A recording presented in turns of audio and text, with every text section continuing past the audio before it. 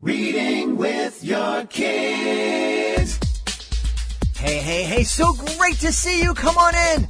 Hi, my name is Jedley, and this is the Reading with Your Kids podcast. We are coming to you from the beautiful neighborhood of Reedville in the southwest corner of Boston, Massachusetts.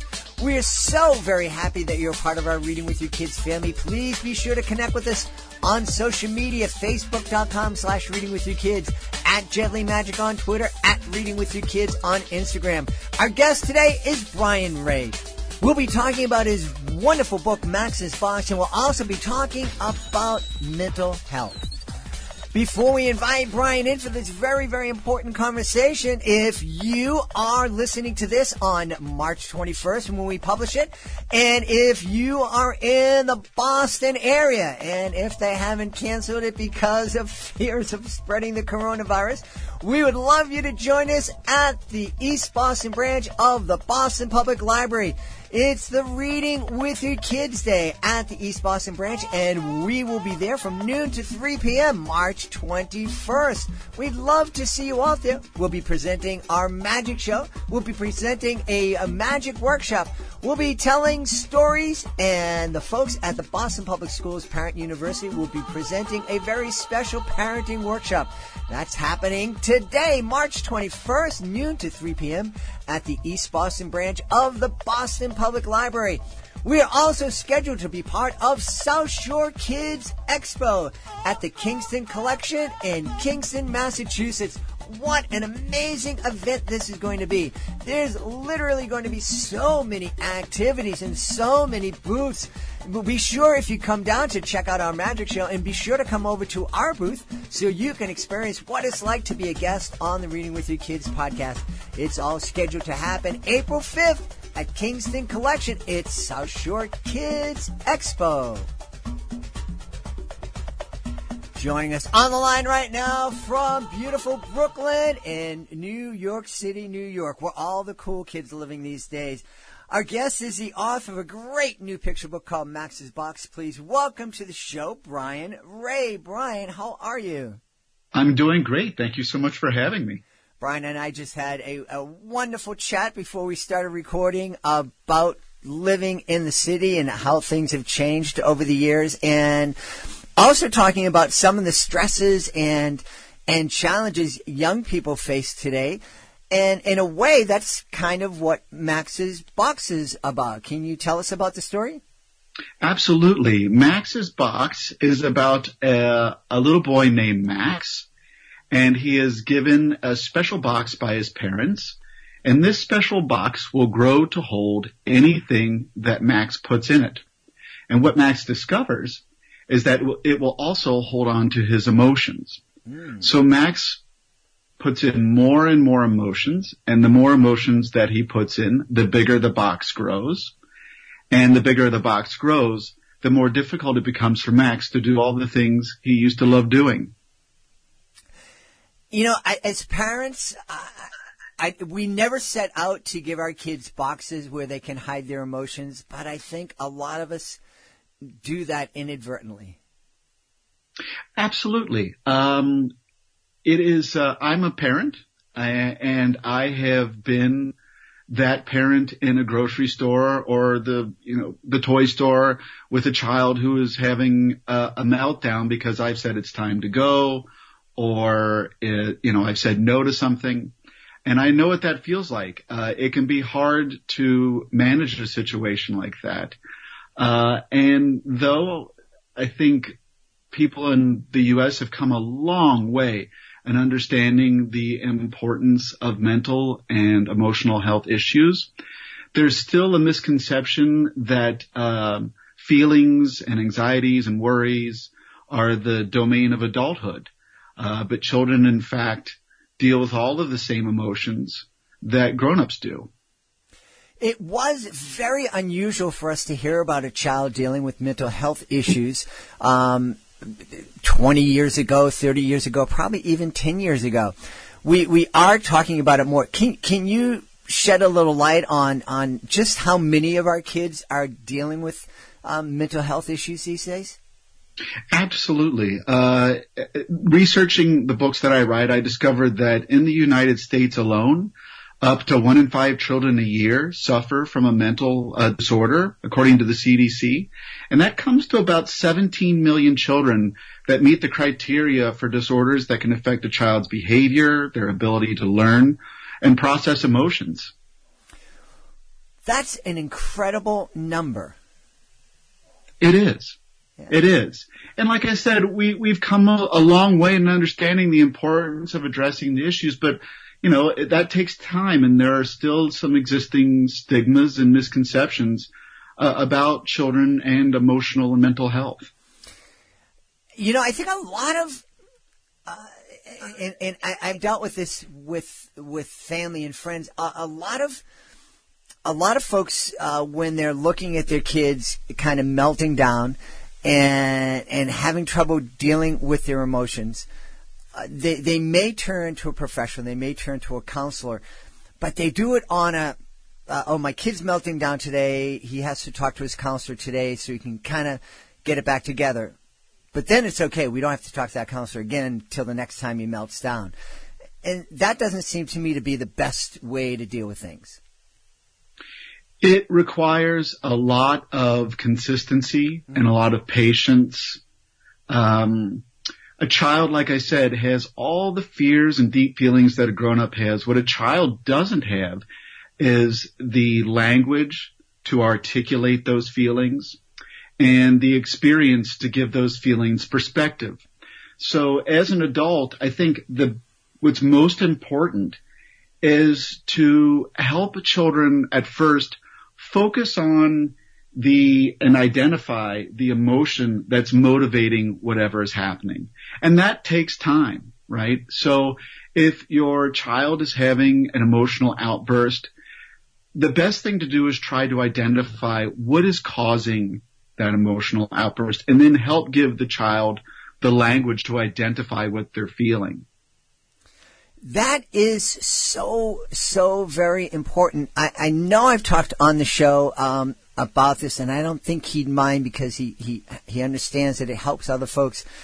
One of the things that was very difficult for my son growing up is that he did feel a lot of his emotions, but a lot of those emotions, the frustrations, the fears, the confusions, he wasn't able to identify them as frustration, fear, confusion. It all just felt really uncomfortable, and it made him angry. So everything came out as anger, and so we weren't dealing with his, whatever was making him feel that way. We were dealing with the fact that there was this angry kid who was making our lives miserable. Yeah, that is, and I've read studies that show that, I'm talking in general here, that young boys in particular, a lot of those feelings that you just mentioned will come out as anger. That's not uncommon. And like you said, the trick is, okay, don't respond necessarily to the anger that's coming out, but to try and help the child identify what is causing that emotional outburst. Do you think one of the reasons kids have a lot of trouble identifying emotions, dealing with their emotions, is because the parents that are bringing them up are also dealing with those same kind of challenges? I think that's a very definite possibility. Yeah. Yes. I mean, I'm still learning. I'd like to think that I'm learning about this and I'm doing my best to apply it. But it takes a lot of effort, and it takes a lot of thought, and you're not always going to be successful as a parent. You do your best, but there are going to be times when you aren't able to do exactly what maybe should be done.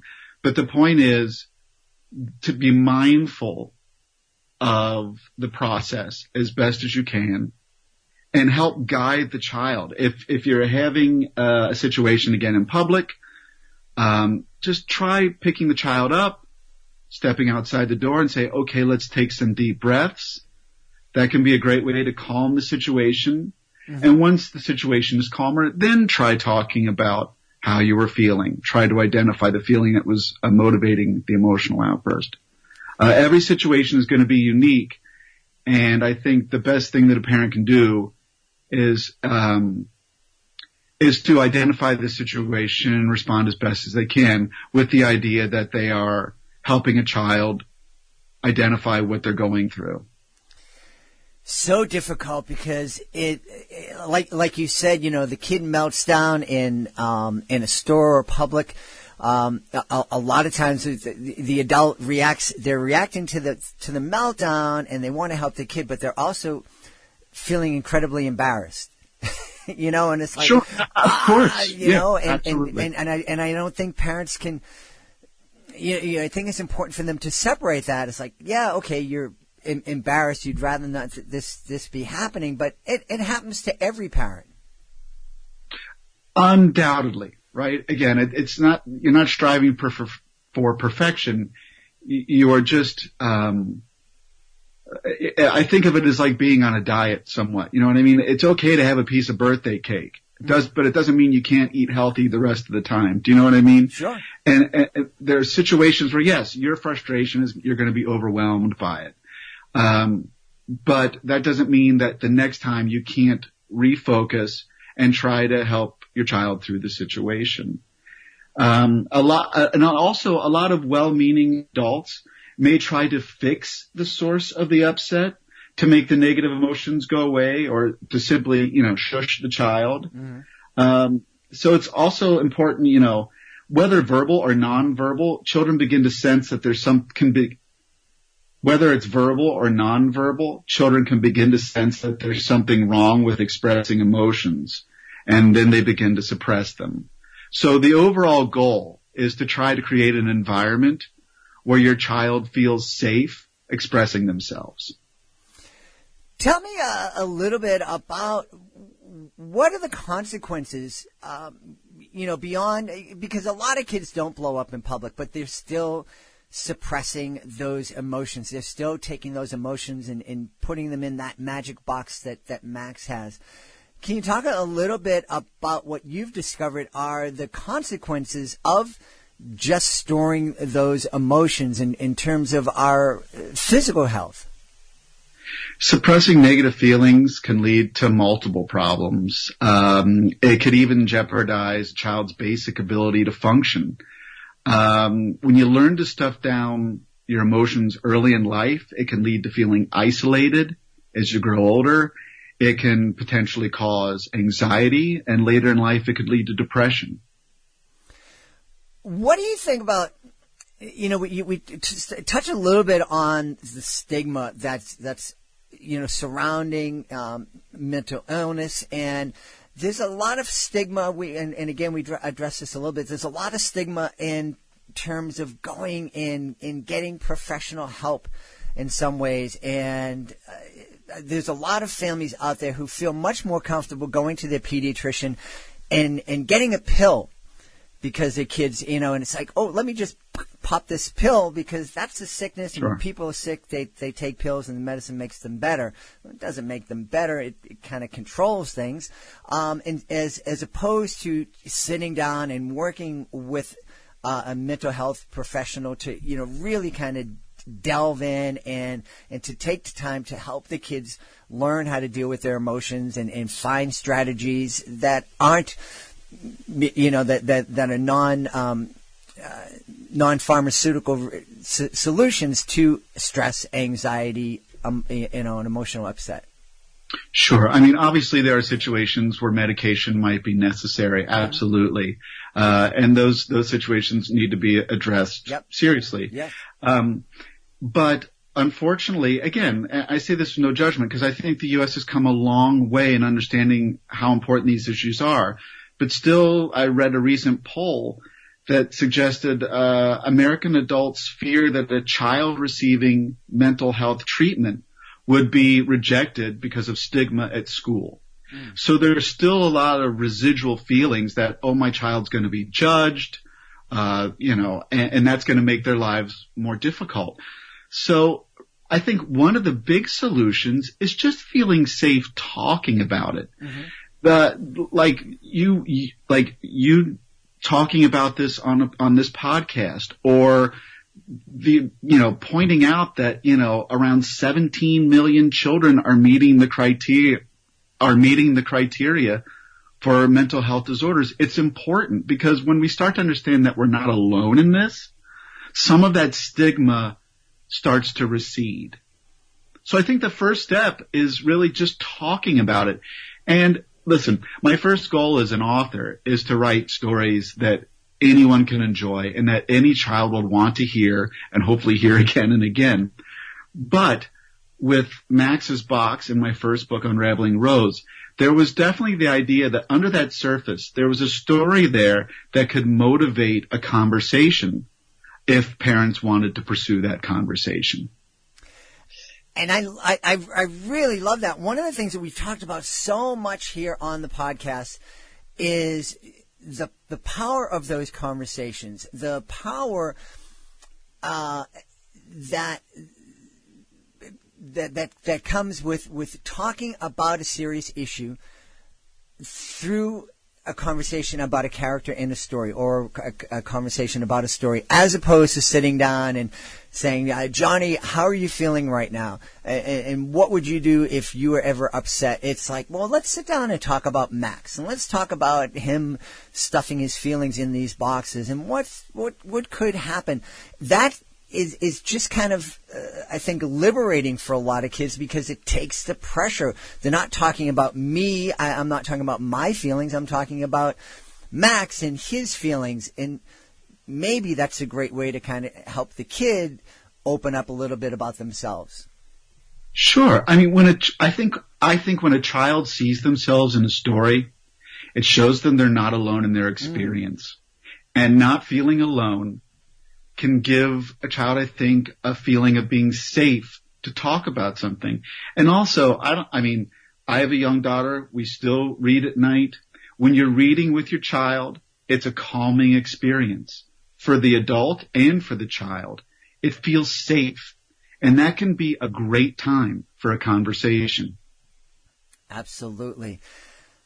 You're talking about, not feeling alone and how reading brings us together. We talked before we started recording about acknowledging the people who helped you create Max's Box and some of your other works. And you were telling me about the great relationship you have with your illustrator. Let's give your illustrator a little shout out. I work with an illustrator named Shiloh Penfield.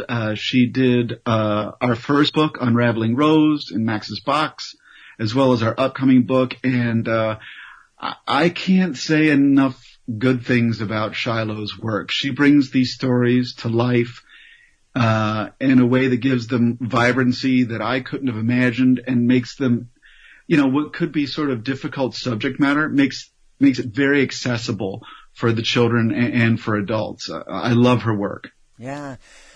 You shared with me earlier that you have another book coming out in September of 2020. Tell us a little bit about that, please.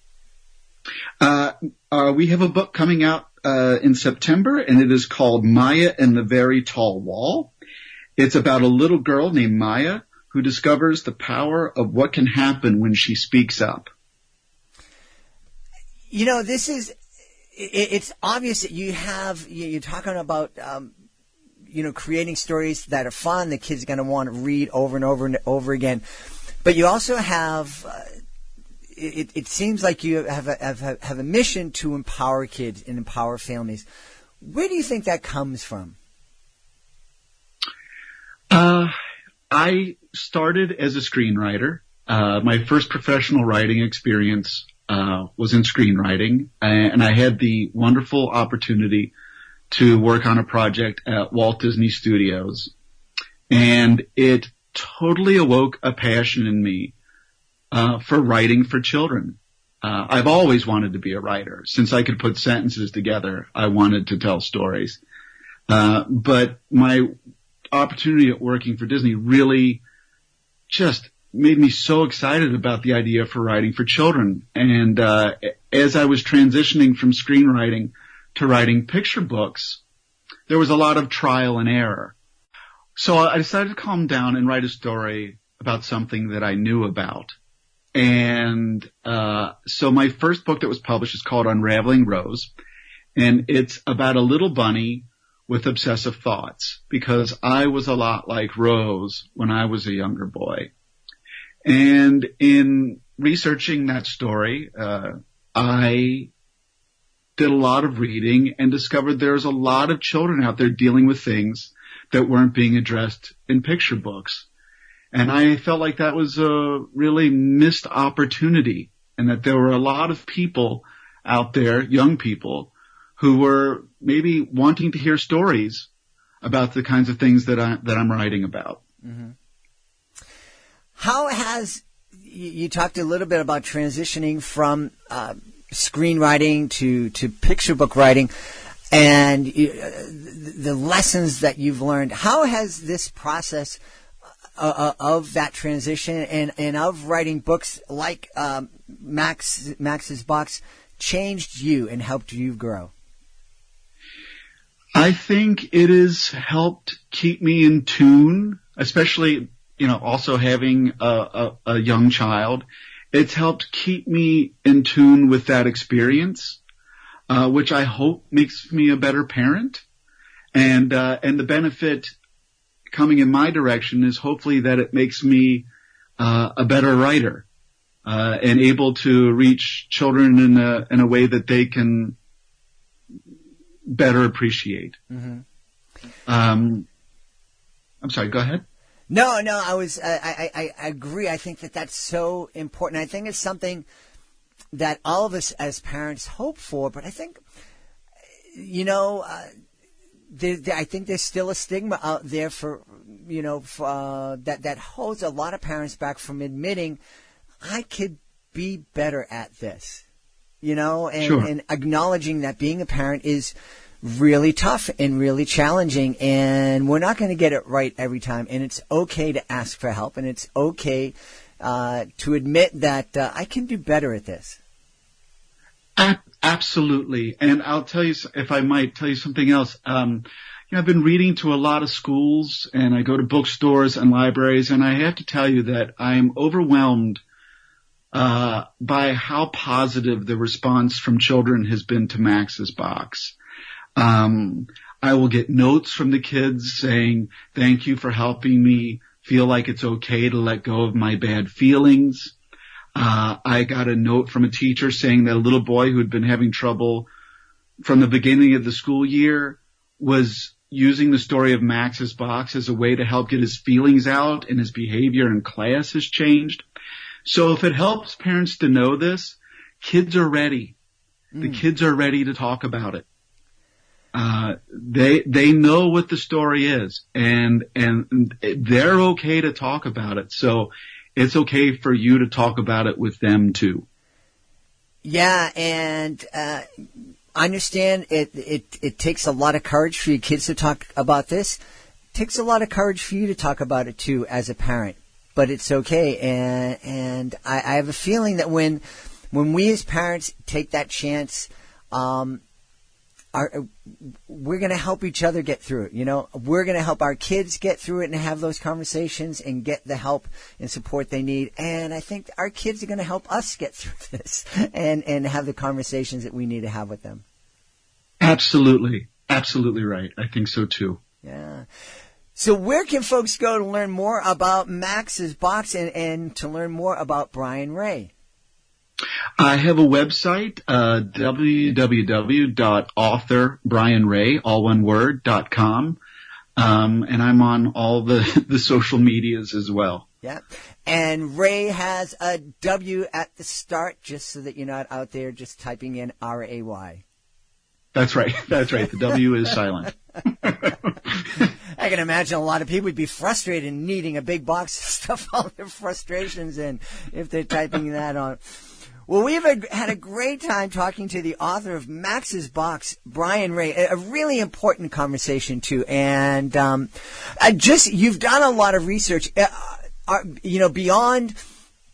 Beyond sitting down and reading Max's Box with our kids and having those conversations, if a family discovers that their kids are dealing with very serious mental health issues. Is there a website out there? Is there a resource out there that you've discovered that can help parents in those situations? There's a lot of available research online. A great website that you could go to is the Child Mind Institute. They have a lot of great information. With anything that you might be facing, I think the first step is educating yourself. And fortunately, there are a lot of great places out there that you can go to, numbers you can call to get the education and to get a list of resources that might help you. Yeah. And it's so very important. You know, one of the things that Brian shared with us earlier is that 1 in 5 kids per year have to deal, with some serious mental health issues, and that's a big percentage of kids. Hopefully, by the time this interview has been published, the scare about the coronavirus has been subsided, and things have settled down, and people aren't going out and spending $600 for a bottle of Perel like they're doing this month. But you kids there's a bigger chance that they're going to have to deal with mental health issues than they're going to have to deal with the coronavirus. So, I think we all need to just kind of support each other and understand that that we're human beings, and it's okay to ask for help, and it's okay to get help when we're dealing with these issues. It is absolutely okay, and you should never. It's a very brave thing to ask for help, actually. Absolutely. Well, Brian, I want to thank you so much. This has been an important conversation, and I want to put this out there right now. I'd love to have you back on when Mia and the Very Tall Wall makes its debut in the fall. Thank you so much. I would love to come back.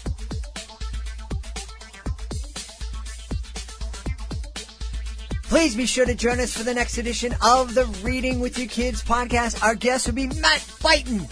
He is going to be telling us about his super book, Monster Academy. That's the next edition of the Reading with Your Kids podcast. If you are the author of a great children's book, especially if you are an indie author of a great children's book, you may be frustrated by the fact that now that you've written your book, you discover that you're now the head of marketing for that book. You're the CEO for yourbook.com or .inc or whatever. But it's not something that you plan for. It's not something that you train for. You're an author. You're a mom. You're a teacher. You're anybody but a marketing expert. Well, you don't have to be a marketing expert. We can help. The Reading with Your Kids podcast provides all sorts of fantastic author services to help authors' books stand out from the crowd of books that are published every single month. One of our most popular programs is our Reading with Your Kids Certified Great Read program. If our team believes that your book is worthy of 4 or 5 out of 5 stars, it becomes a certified great read. And with that status comes all sorts of wonderful tools that can really help your book stand out. All you need to do is go to our website, readingwithyourkids.com, click on the Author Services button at the top of the page. You can find out more. You can also contact our author ambassador, Peggy Cotto, by emailing her, peggy@jedlie.com. And Jedlie is spelled Jedlie. That's jedlie.com. I want to thank the folks who made today's show so very wonderful. Of course, we want to thank Brian Wray. Please be sure to check out Max's box.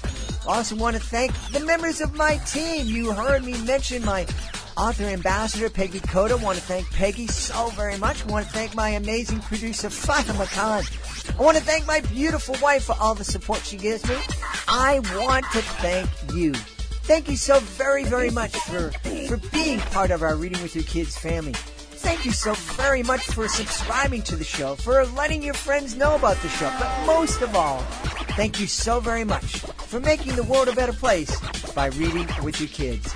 I'll be looking through the next edition of the Reading with Your Kids podcast.